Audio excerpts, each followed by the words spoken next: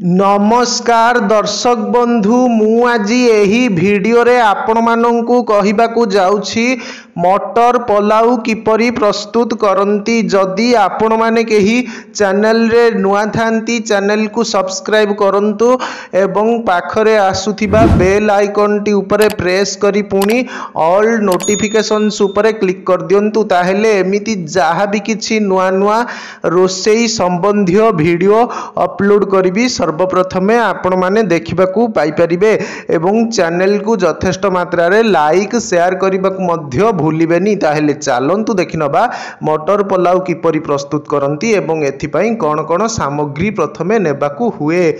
आवश्यकीय सामग्री बासुमती चाउल 500 ग्राम, अलैच 5टी, लवंग 5टी, घी 75 ग्राम, बड़ अलैच 5टी, दालचीनी 2 इंच, तेजपत्र गोटाए, जायत्री अध चामच, कोरा अदा 1 चामच, लूण स्वाद अनुसारे, हेंगू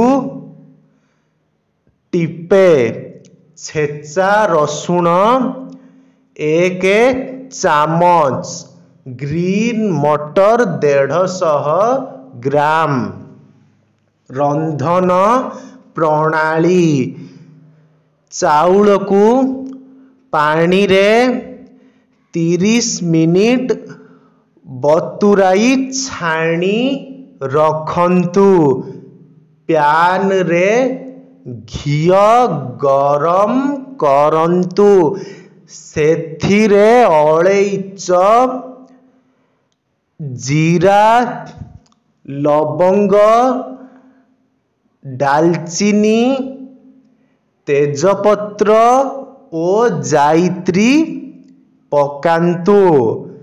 फुटिले अदा और रसुण पकाई मध्यम आंच रे 1 मिनिट भाजिला परे मटर पकाई गोलांतु।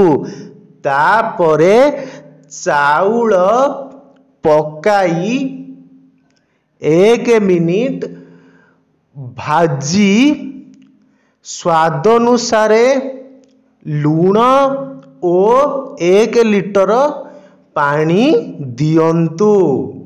पानी फुटिला परे आंच को मध्यम करी घोड़नी लगाई भात सिझिबा जाए रांधंतु।